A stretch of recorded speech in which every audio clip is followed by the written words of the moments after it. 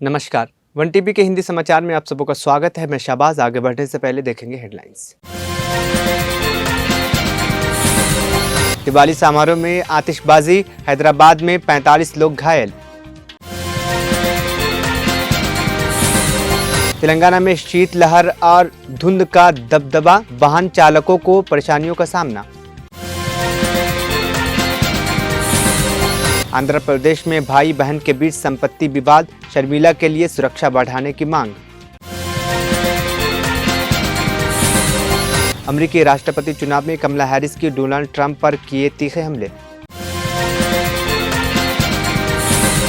Spain में बाढ़ ने तोड़ा 50 वर्षों का रिकॉर्ड, 200 से अधिक लोगों की मौत। पूर्वी लिबनान में इजरायली हवाई हमले में 52 लोगों की मौत, 72 घायल। अब खबरें विस्तार से। आईटी और उद्योग मंत्री डी श्रीधर बाबू ने शुक्रवार को स्पष्ट किया है कि कांग्रेस सरकार केवल बातें करने वाली नहीं बल्कि काम करने वाली सरकार है, जो अपने घोषणा पत्र में दी गई 6 गारंटियों को लागू कर रही है। उन्होंने स्थानीय सांसद इटाला राजेंद्र, पटनामा महेंद्र रेड्डी, मेयर अजय यादव, कांग्रेस प्रभारी वज्रेश यादव, पूर्व विधायक सुधीर रेड्डी और अधिकारियों के साथ मिलकर बुद्धप्पल नगर निगम में 7 करोड़ रुपए की लागत से विकास कार्यक्रमों की शुरुआत की।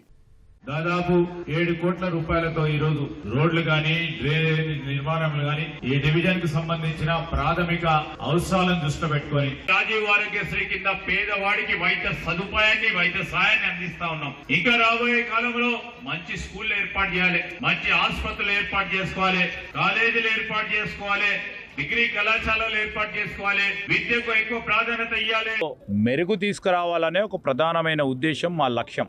ఆ లక్ష్య భాగంలోనే ఎవరికి ఇబ్బంది జరగకుండా, ఎవరికి నష్టం వాటిల్లకుండా, తెలుసో తెలియకనో మరి ఆ ప్రాంతానికి సంబంధించి అక్కడ ఉంటున్న పేదవారు మరి ఎవరితోనైనా మోసపోతే వారికి న్యాయం చేసే కార్యక్రమంతో పాటు మూసీ నదికి సంబంధించిన అంశం విషయంలో కేవలం ప్రభుత్వ లక్ష్యం ఆ ప్రాంతం సరిహద్దులో మూసీ నదికి సంబంధించిన సరిహద్దులో ఉంటున్న వారికి ఆనాడు గత ప్రభుత్వాలే తీసుకున్న జీవోల ద్వారానే దాన్ని నిర్ధారణ చేసుకొని ఎవరికైతే నిజంగానే గుడిసెల్లో ఉంటున్నారు, నీరొచ్చే ప్రమాదం ఉంది అని గుర్తించి వారికి 2 బెడ్రూమ్ల ఇల్లు కేటాయింపు చేసి వారితోనే సంప్రదించి ప్రజాస్వామిక పద్ధతిలో ముందుకు తీసుకెళ్లే हैदराबाद और उसके उपनगरों में दिवाली के जश्न के दौरान आतिशबाजी में कम से कम 45 लोग घायल हो गए हैं, जिनमें अधिकांश 18 वर्ष से कम उम्र के बच्चे शामिल हैं। गवर्नमेंट सरोजिनी देवी आई हॉस्पिटल के डॉक्टरों के अनुसार 34 घायलों को मामूली चोटें आई हैं, जबकि अन्य को गंभीर चोटें लगी हैं। डॉक्टरों ने जनता से एहतियाती कदम उठाने की अपील की है ताकि ऐसे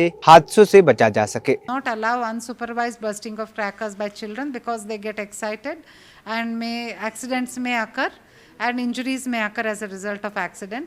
Also to the youth, my message is please don't go into heroism, bursting crackers in your hand or trying to see who's braver to stay nearer the cracker till it bursts, because that is a momentary thrill you may get, but it may cause a lot of damage to your eyes. शनिवार 2 नवंबर की सुबह तेलंगाना के विभिन्न हिस्सों में तापमान में गिरावट आई। विशेषकर संयुक्त करीमनगर जिले में धुंध के कारण पैदापल्ली और सुल्तानाबाद में वाहन चालकों को सड़कें साफ नजर नहीं आ रही हैं, जिनसे उन्हें यात्रा में दिक्कतों का सामना करना पड़ रहा है। जगतियाल जिले में भी स्थिति सामान्य है, जहां नागरिकों और चालकों को गंभीर समस्याओं का सामना करना पड़ रहा है। आंध्र प्रदेश में जगन मोहन रेड्डी और शर्मिला के बीच संपत्ति वितरण को लेकर चल रही लड़ाई के बीच कांग्रेस नेता एसएन राजा ने पुलिस से शर्मिला की सुरक्षा बढ़ाने का अनुरोध किया है। उन्होंने सीएच द्वारका तिरुमुल राव को लिखे पत्र में वाय शर्मिला को वाय शैरनी की सुरक्षा और 4+4 सुरक्षा व्यवस्था देने की मांग की है। वाय शर्मिला जो एक प्रमुख राजनीतिक हस्ती है, सार्वजनिक आंदोलनों और अभियानों में सक्रिय रहती हैं और मौजूदा राजनीतिक माहौल को देखते हुए अपनी सुरक्षा को लेकर चिंतित हैं। पश्चिम बंगाल के अलीपुर धरनीपुर इलाके में 6 साल की बच्ची की दुष्कर्म के बाद हत्या का मामला सामने आया है। घटना के बाद पूरे इलाके में हड़कंप मच गया। इस बीच गुस्साई भीड़ ने आरोपी युवक को पीट कर हत्या कर दिया है। उसके बाद उसके घर को भी आग लगा दी है। स्थिति से निपटने के लिए इलाके में बड़ी संख्या में पुलिसकर्मियों को तैनात किया गया है। जानकारी के मुताबिक आरोपी उसी इलाके का रहने वाला है। जब वह बच्ची के शव को तालाब में फेंक रहा था तो लोगों ने उसे पकड़ लिया। उसके हाथों पर खून लगा हुआ था, जो उसके गलत काम की गवाही दे रही थी। खबरों के मुताबिक बच्ची सुबह से लापता थी। परिजन उसकी तलाश कर रहे थे। उस समय एक व्यक्ति के हाथ पर खून लगा देख लोगों को शक हुआ और उसे पकड़कर उसके घर ले गए। जब लोग वहां गए तो देखा कि लड़की की कपड़े खून से सने हुए हैं। पूछताछ के बाद उसने स्वीकार किया कि उसने लड़की का रेप के बाद उसकी हत्या कर दी है और शव को तालाब में फेंककर सबूत मिटा रहा था। सूचना मिलते ही पुलिस मौके पर पहुंची और किसी तरह उसे बचाकर अस्पताल ले गई, जहां डॉक्टरों ने उसे मृत घोषित कर दिया है।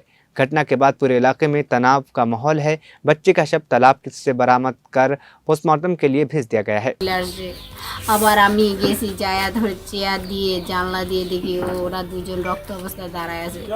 তার আগে আমি যখন গেছি আমার বাচ্চাটাকে ওরা রেপ করে জলের মধ্যে ফালাই দিয়েছে ডিগিতে পিছন দিকে। তারপরে আবার গেছি, তারপরে ওরা দরজা খুলছে, আমি বলতেছি আমার মেয়ে কোথায়, তারপরে ও বলতেছে আসে নাই, ওরা বলতেছে আসে নাই, আমাকে উল্টা বলতেছে মোবাইল দাও, কি হয়েছে ঘটনা বলো, খুইলা বলো। আমি জোর করে ঘরে ঢুকে গেছি, ঘরে ঢুকে দেখি এখানে বিছনাতে রক্ত, ওই প্যান্টের মধ্যে রক্ত আমার মেয়েটার, কিন্তু আমার মেয়ে ঘরে নাই, খুঁজতে খুঁজতে পরে ডিগির থেকে উঠাইছে ওর বাবা।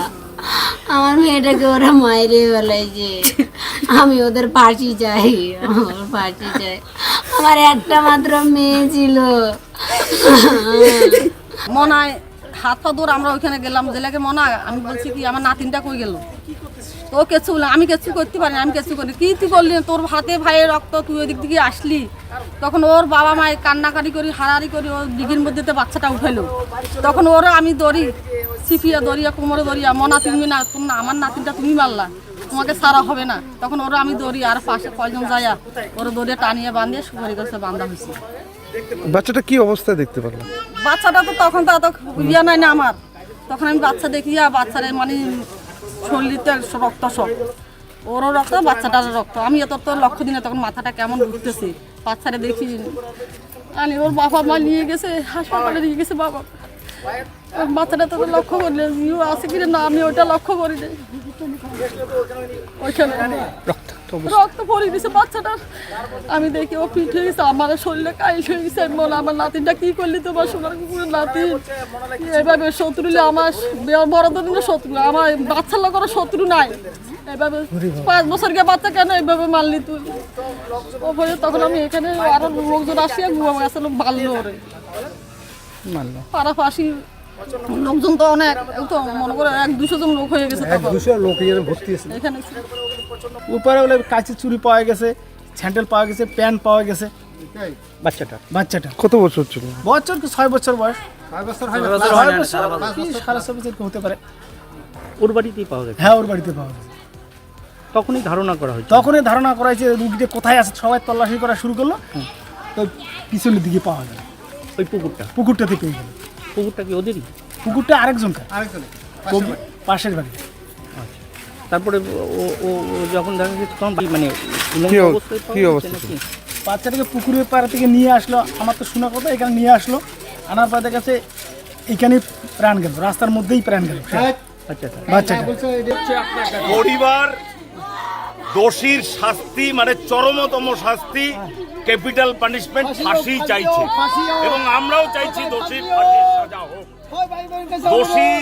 দোষী একের পর এক পশ্চিমবঙ্গে মুক্ত হওয়ার জন্য দোষীদের কোনো শাস্তি না হওয়ার কারণে আজকে পশ্চিমবঙ্গের প্রশাসন ভেঙে পড়েছে এবং পশ্চিমবঙ্গে ধর্ষকরা ভাবছে যে তাদের সরকার পশ্চিমবঙ্গে চলছে, এটা মানা যায় না এবং দৃষ্টান্তমূলক শাস্তি দিয়ে মানুষের মনে প্রশাসন সম্পর্কে একটা অন্তত পক্ষে তাদের মনে একটা ভয় হোক বা একটা সম্মান হোক, সেটুকু অন্তত পক্ষে জাগিয়ে তুলুক।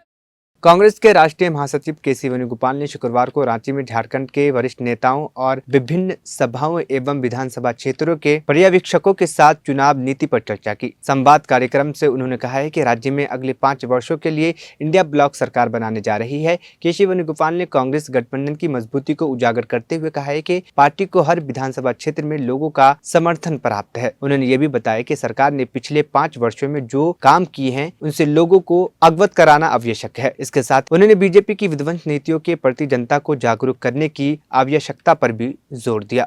रिलेटेड कमिटीज बनी हुई है, कैंपेन कमेटी है, मैनिफेस्टो कमेटी है, पब्लिसिटी कमेटी है वो सारी कमिटीज की समीक्षा थी कि उनकी प्रिपेयर्डनेस क्या है, किस चीज की जरूरत है और मजबूती से चुनाव लड़ने के लिए उसकी समीक्षा थी। नाराजगी वगैरह की बात नहीं, नाराजगी कोई ऐसा उसमें नहीं था, ये तो कोई जनसभा थी नहीं, ये तो कमेटी मेंबर्स थे। अगर 2-1 लोग उसमें जो इनवाइटी नहीं थे वो उसमें कहीं से आए थे। इस पूरे आज का जो संवाद कार्यक्रम था, इसकी महत्ता इसी से है कि आपने देखा होगा आज सोहराई है, दिवाली कल समाप्त हुई, उसके बाद केसी वेणुगोपाल जी बैंगलोर से यहाँ से चल के आए हैं। एक बात मैं जरूर कहना चाहूंगा कि महज एक चुनाव नहीं है, आदरणीय राहुल गांधी जी ने संविधान बचाओ आंदोलन, ये अभियान उन्होंने जो छेड़ रखा है, हर चुनाव महत्वपूर्ण है। और इसलिए महत्वपूर्ण है कि आपने देखा होगा कि यहाँ पे भारतीय जनता पार्टी के हेमंत बिस्वा शर्मा जी जब यहाँ आए, विगत 6 महीने से एक नैरेटिव सेट करने का। अमेरिकी राष्ट्रपति चुनाव में केवल 3 दिन बचे हैं और इस मौके पर दोनों उम्मीदवारों ने एक दूसरे पर हमले तेज कर दिए हैं। डेमोक्रेटिक उम्मीदवार कमला हैरिस ने लॉस वेगास में एक रैली के दौरान डोनाल्ड ट्रंप की कड़ी आलोचना की। हैरिस ने ट्रंप को नफरत और विभाजन का प्रतीक बताते हुए कहा है कि वह व्हाइट हाउस में दुश्मनों की सूची लेकर आएंगे, जबकि वह सार्वजनिक सेवाओं की प्रतिमा पर ध्यान केंद्रित करेंगी। उन्होंने कहा कि हम सभी जानते हैं कि ट्रंप कौन है। वह ऐसे व्यक्ति नहीं हैं जो आपके जीवन को बेहतर बनाने के बारे में सोचते हैं। वो कट्टर प्रतिशोधी और सत्ता के भूखे हैं। Don't believe me? Look at just Google Project 2025, which I cannot believe they put in writing. And I love you back. I love you back. I love you back. And on this topic, I know everyone here knows and agrees that one does not have to abandon their faith or deeply held beliefs to agree. The government shouldn't be telling her what to do. Not the government and not Donald Trump. So Nevada, to make your right heard and to protect your right to make your own health care decisions, I would also recommend you vote yes on question 6. And make sure you vote up and down the ballot to truly protect your rights. And when Congress passes a bill to restore reproductive freedom nationwide, as President of the United States, I will proudly sign it into law. I will proudly sign it into law.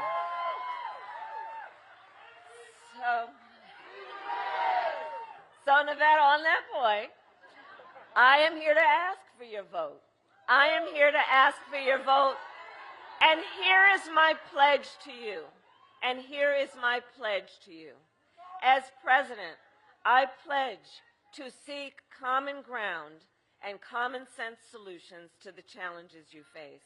I pledge to not try to score political points, but to make progress in your lives and in our country.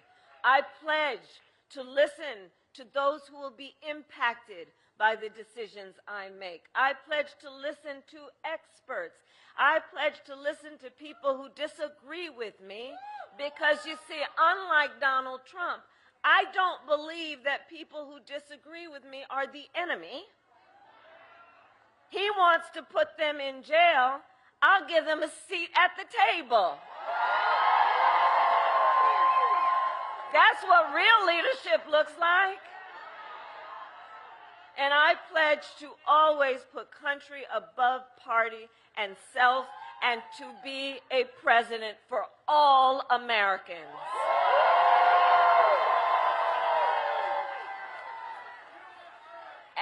And now with 5 days left in this campaign, my opponent is also making a closing argument to America. I don't know if you may have seen, I talked in Washington, D.C. the other day. You know, he likes to compare crowd sizes. I had 100,000 people there.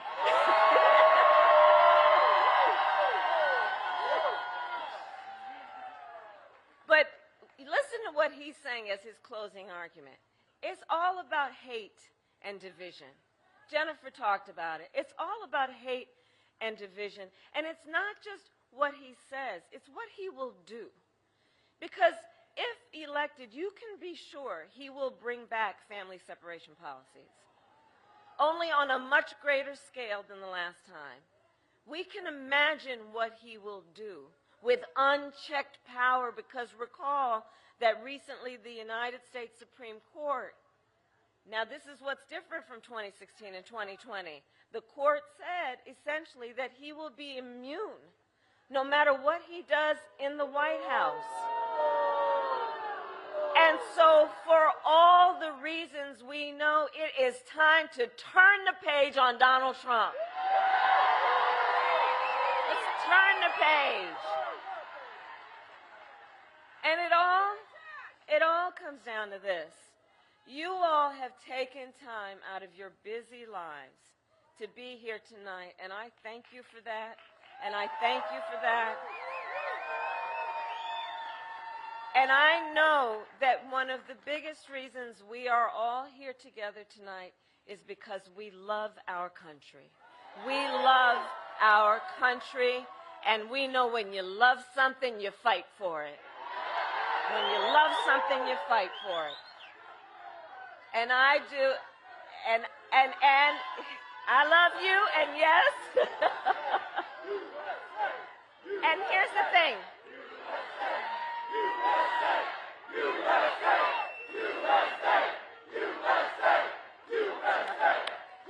And I do believe it is one of the highest forms of patriotism, of our expression of our love for our country, to then fight for the ideals of our country and to fight to realize the promise of America.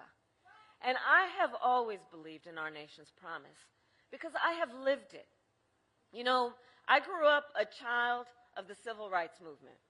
My parents would take me to the marches when I was in a stroller, where people from all walks of life came together to fight for freedom and for opportunity. You know, growing up, I saw how hard my mother worked to raise her daughters and give us the same chances our country gave her. And I was blessed.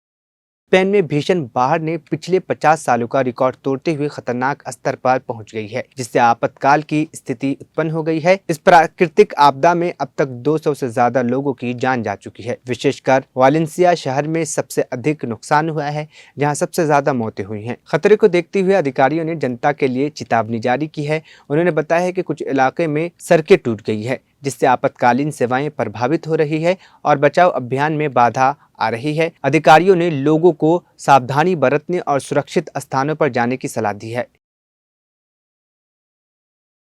पूर्वी लिबनान के Baalbek शहर और आसपास के कस्बों पर Israeli हवाई हमलों में 50 लोग मारे गए हैं और 72 अन्य घायल हो चुके हैं। ये जानकारी लिबनानी स्वास्थ्य मंत्रालय ने दी है। हाल ही के दिनों में इजरायली बलों ने हमले तेज कर दिए हैं, जिससे नागरिकों को चेतावनी दी गई है कि वो क्षेत्र के सभी शहरों, गाँवों और कस्बों को खाली कर दें। हिजबुल्लाह के साथ संघर्ष बढ़ने के बाद से इजरायली सेना ने सितंबर के अंत से लिबनान पर भारी हमले कर रही है। अक्टूबर की शुरुआत में इजराइल ने लिबनान की उत्तरी सीमा पर एक जमीनी अभियान भी चलाया है। आखिर में हेडलाइंस फिर। दिवाली समारोह में आतिशबाजी, हैदराबाद में 45 लोग घायल। तेलंगाना में शीतलहर और धुंध का दबदबा, वाहन चालकों को परेशानियों का सामना। आंध्र प्रदेश में भाई बहन के बीच संपत्ति विवाद, शर्मिला के लिए सुरक्षा बढ़ाने की मांग। अमेरिकी राष्ट्रपति चुनाव में कमला हैरिस की डोनाल्ड ट्रंप पर किए तीखे हमले। स्पेन में बाढ़ ने तोड़ा 50 वर्षों का रिकॉर्ड, 200 से अधिक लोगों की मौत। पूर्वी लिबनान में इजरायली हवाई हमले में 52 लोगों की मौत, 72 घायल। 1 टीवी हिंदी समाचार यहीं पे खत्म हुआ। मुझे दीजिए इजाजत, फिर होगी कल मुलाकात।